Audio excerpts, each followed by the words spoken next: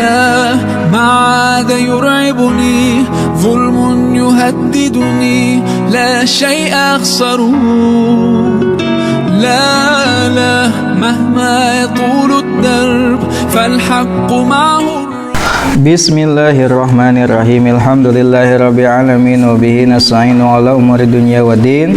Wassallallahu ala sayyidina Muhammadin wa ala alihi wa sahbihi ajmain. Amma ba'd. Fa ya rabbi israh li sadri wa yassir li amri wahlul 'uqdatam min lisani yafqahu qawli. Qala al-mu'allif rahimahullah wa nafa'ana Allah wa bi ulumihi. As-salisu war-rabi'u. As-salisu yang ketiga, war-rabi'u dan yang keempat. As-salisu yang ketiga, war-rabi'u dan yang keempat, masul mushafi menyentuh mushaf. Masul mushafi menyentuh mushaf, wa hamluhu dan membawa mushaf. Wa hamluhu dan membawa mushaf. Yahrumu haram alal haidhi atas wanita haid, wan nufasai dan wanita nifas, masul mushafi menyentuh mushaf, wa hamluhu dan membawa mushaf. Liqaulihi ta'ala karena firman Allah ta'ala, liqaulihi ta'ala karena firman Allah ta'ala, la yamassuhu illal mutahharun. Waliqaulihi sallallahu alaihi wasallam dan karena sabda Nabi sallallahu alaihi wasallam, la yamassul qur'ana illa thahirun. La yamassu janganlah menyentuh Al-Qur'ana Qur'an illa thahirun kecuali orang yang suci. Illa thahirun kecuali orang yang suci. Baik, setelahnya kemarin kita membahas tentang hal-hal yang diharapkan bagi perempuan yang haid dan perempuan yang nifas. Kemarin yang pertama kita telah membahas bahwasanya yang pertama yang diharapkan bagi perempuan yang haid dan nifas adalah haram melakukan sholat, mau itu sholat fardu ataupun sholat yang sunat. Ya, dan dalam pembahasan tersebut juga dibahas tentang dua masalah penting, yaitu permasalahan zawalul mani, hilangnya penghalang alias ketika berhentinya haid, dan turuwul mani, datangnya penghalang alias ketika datangnya haid. Lalu juga kemarin telah dibahas yang kedua adalah diharamkan tawaf, baik itu tawaf yang fardu ataupun tawaf yang sunat. Tawaf yang fardu adalah tawaf rukun ataupun yang wajib. Yang rukun adalah tawaf ifadah, yang wajib adalah tawaf wada, dan tawaf yang sunat adalah tawaf kudum. Ya, tawaf. Lalu sekarang yang ketiga dan yang keempat. Yang ketiga dan yang keempat, diharamkan bagi perempuan yang sedang haid dan nifas adalah menyentuh dan membawa mushaf. Menyentuh dan membawa mushaf haram bagi perempuan yang sedang haid atau sedang nifas. Dalilnya apa? Firman Allah Subhanahu wa taala dalam Al-Qur'an surat Al-Waqiah ayat 79, la yamassuhu illal mutahharun. Lalu hadis Nabi Muhammad SAW riwayat Imam Daruqutni dan Al-Hakim, la yamassul Qur'ana illa thahirun.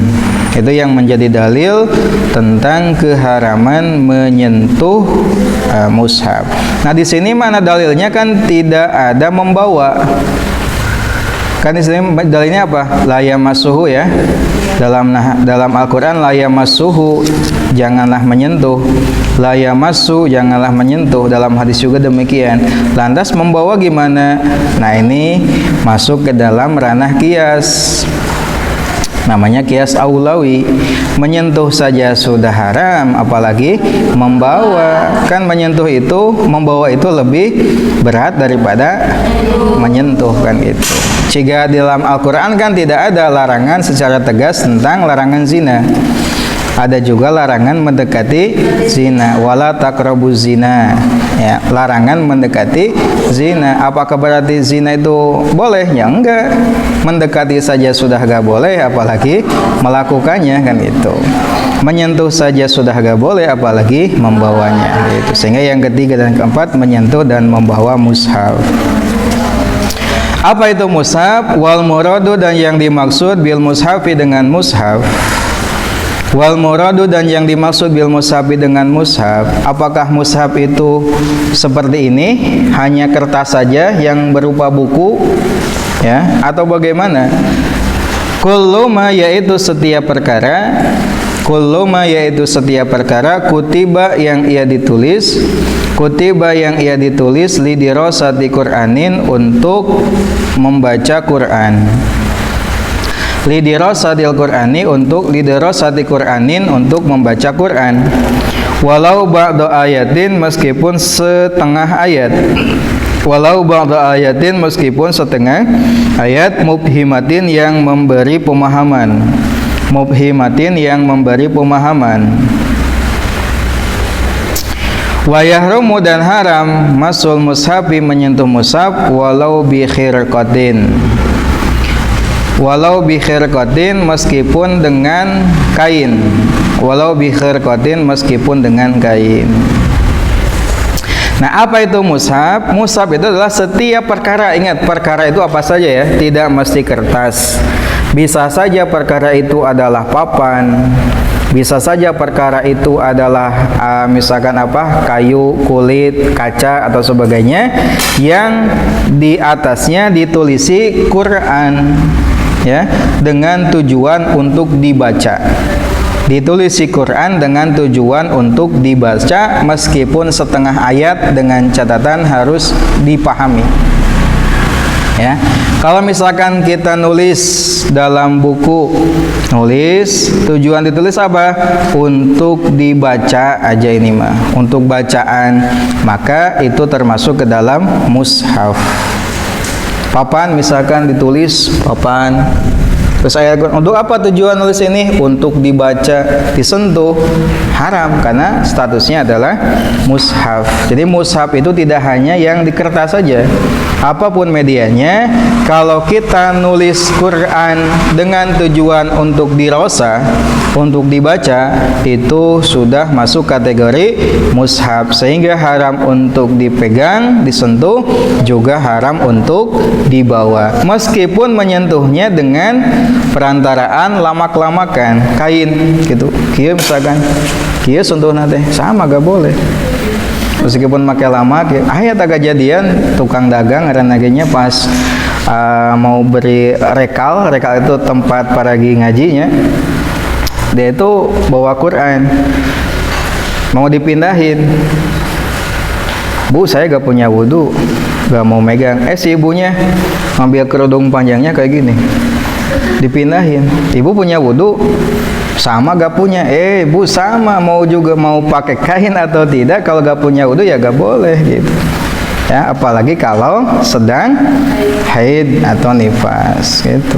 Meskipun pakai apa tadi, pakai kain atau di sini, sama saja ya menyentuhnya. Wa yahrumu masul musabi walau bi khirqatin, meskipun dengan kain, haram.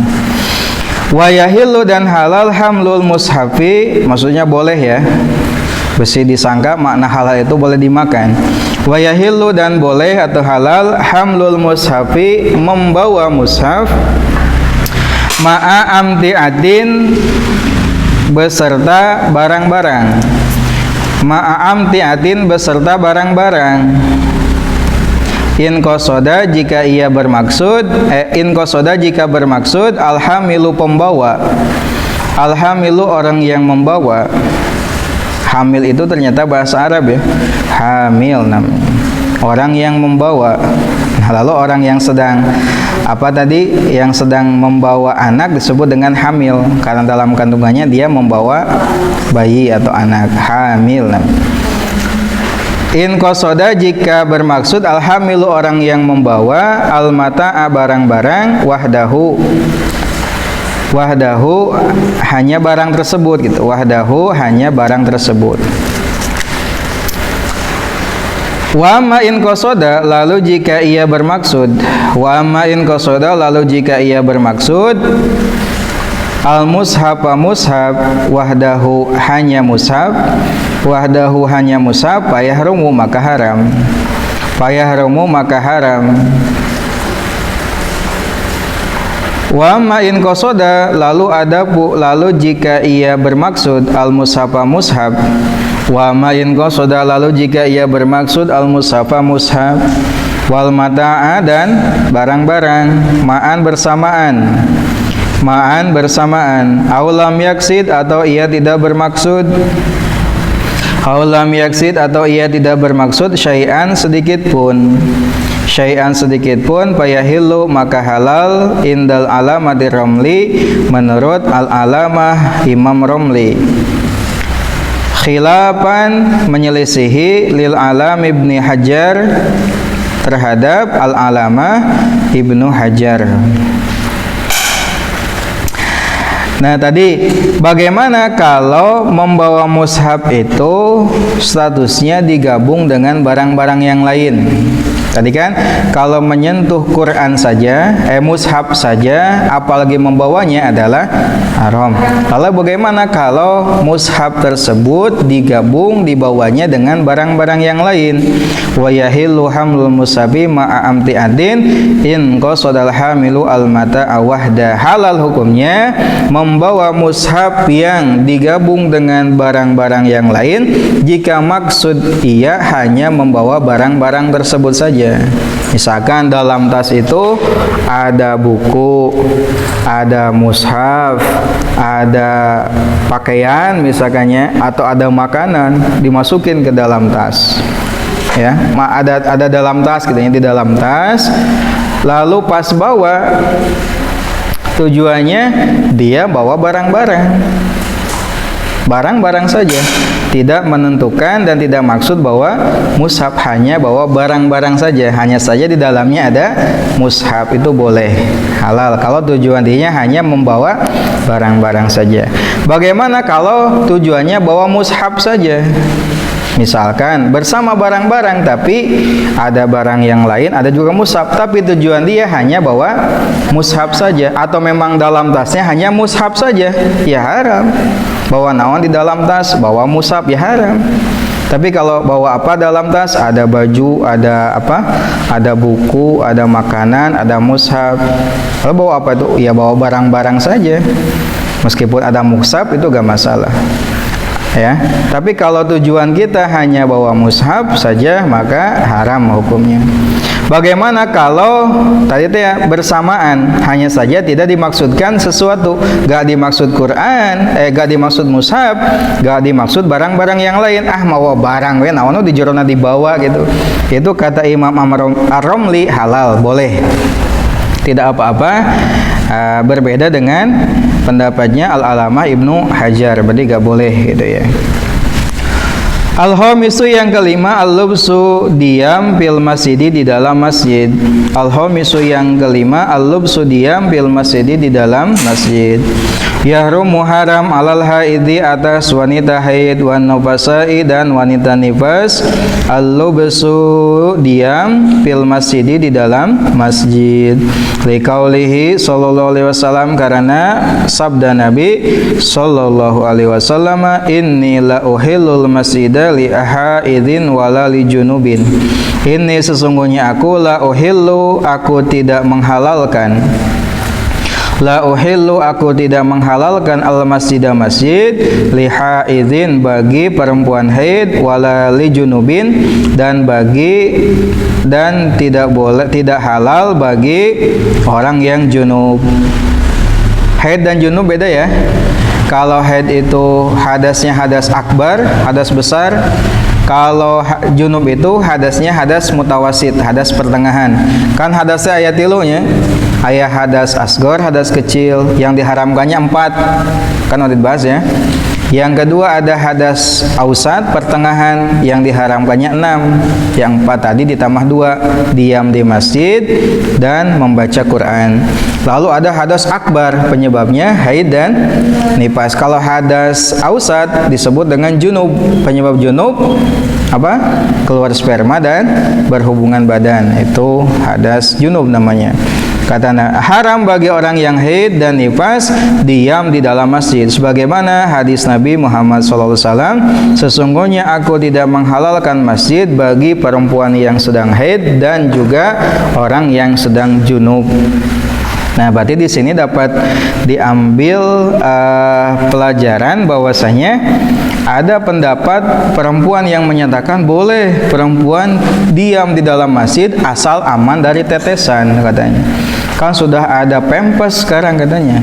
Jadi aman katanya. Ini bukan kesalahpemahaman dalam pemaknaan teks. Ya. Orang yang sedang haid mau itu aman atau tidak aman dari tetesan, ya, itu haram diam dalam masjid.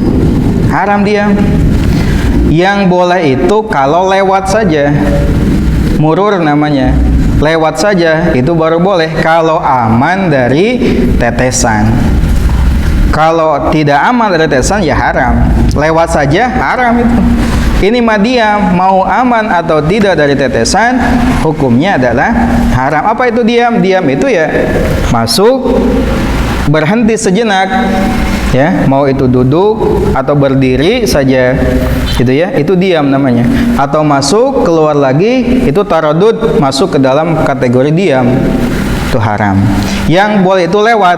Apa itu lewat? Lewat itu masuk dari pintu A, keluar dari pintu B, namanya lewat. Masuk, keluar ke sana itu namanya lewat saja, itu boleh dengan syarat aman dari tetesan darah, aman dari najis. Kan yang haram itu mengharamkannya, haram dari kotorannya. Nah, kalau tidak aman ya haram, ya. Nah, kenapa demikian? Kalau orang junub kan laki-laki junub itu kan laki-laki, perempuan kan junub. Kalau haid kan perempuan saja. Kalau laki-laki junub, kenapa dilarang coba?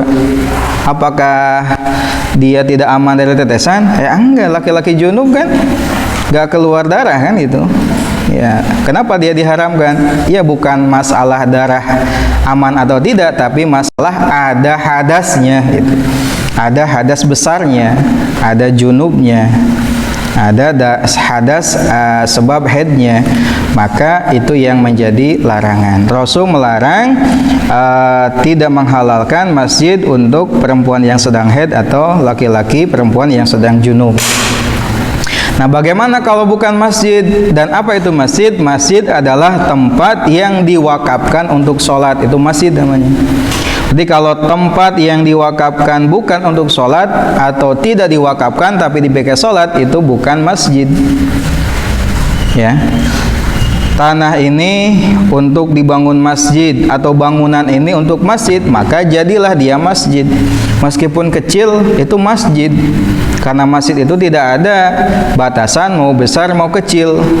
Kan kadang kita suka salah persepsi ya, nu kecil teh musola, mun besar karek masjid. Bukan demikian. Penamaan masjid dengan musola itu adalah penamaan berdasarkan ini barang wakaf atau bukan wakaf. Kalau wakaf meskipun bangunannya kecil ya masjid. Masjid itu tempat yang diwakafkan untuk sholat, namanya masjid. Kalau urusan kecil besar namanya ada masjid jami dan ada masjid saja kan itu. Masjid jami berarti masjid yang agak besar. Kalau masjid agung kan beda lagi ceritanya. Nah itu ya, ada masjid raya kan itu. Intinya masjid. Kalau musola itu tempat yang tidak diwakafkan untuk sholat. Artinya kalau bukan untuk sholat boleh digunakan untuk yang lainnya. Sehingga kalau perempuan yang haid atau orang yang junub boleh diam di selain masjid, di madrasah, ya, di langgar, di pesantren gitu ya, atau di pondok, silahkan. Asal itu bukan tempat yang diwakafkan untuk masjid untuk sholat. Jangan salah persepsi katanya orang yang haid itu boleh diam di masjid asal pakai pampers, ya nggak jadi masalah. Itu bukan itu. Pengharamannya bukan sebab aman atau tidak aman. Wa kadzalika, dan demikian pula wa kadzalika dan demikian pula yahrumu haram at-taraddudu. Taraddud itu mondar-mandir. Wa ya kadzalika dan demikian yahrumu haram at-taraddudu mondar-mandir fil masjidi di dalam masjid. Taraddud pun itu dilarang. Mondar-mandir seperti apa? Tadi dia mah tidak dia mah tidak tapi dia bergerak. Masuk ke itu jalan kuringan. Keluar dari kadinya itu taraddud namanya. Kalau lewat tadi teh masuk lewat situ, keluar itu lewat katanya. Tapi kalau masuk bojok sini, keluar lagi lewat situ, itu namanya taraddud, itu haram. Ya, haram. Kenapa? Li'anna taradduda karena mondar-mandir tadi. Li'anna taradduda karena bolak-balik atau taraddud yushbihu ia menyamai al-muqsadiyam. Yushbihu ia menyamai al-muqsadiyam karena dia menyamai diam, ya sama diam, disamakan dengan diam. Tadi kan diam di dalam masjid hukumnya haram, maka taraddud pun hukumnya adalah haram. Sekali lagi ya. Jadi yang diharamkan itu bukan karena aman atau tidaknya dari tetesan, tapi karena memang si perempuan haid itu sedang punya hadas. Ya, kalau misalkan aman, mengapa orang yang junub diharamkan diam di dalam masjid, sedangkan orang junub itu aman dari tetesan. Ya, jadi yang diharamkannya adalah sebab hadasnya itu, bukan sebab aman atau tidak dari tetesan. Kalau aman atau tidak dari tetesan hanya boleh apa saja? Lewat saja. Tapi kalau obur, kalau taraddud itu dilarang. Kenapa taraddud dilarang? Karena menyamai dengan diam. Tadi taraddud itu apa? Masuk dari pintu yang sama, keluar pun dari pintu yang sama atau mondar-mandir. Itulah 3 berarti ya yang diharamkan bagi perempuan yang haid dan nifas. Yang pertama tadi menyentuh mushaf, lalu membawa mushaf dan diam di dalam masjid. Wallahu a'lam. Rabbin fa'ana bima 'allamtana bi 'alimna alladzi yanfa'una fakihna wa faqih alana wa qarabatilana fi dinina tawassalna bita'alumin bita'alimin antarzuqana wasi'ah wa antarzuqanal amanah abdi tawasul ku pangaosan abdi tawasul ku pangurukan moge Gusti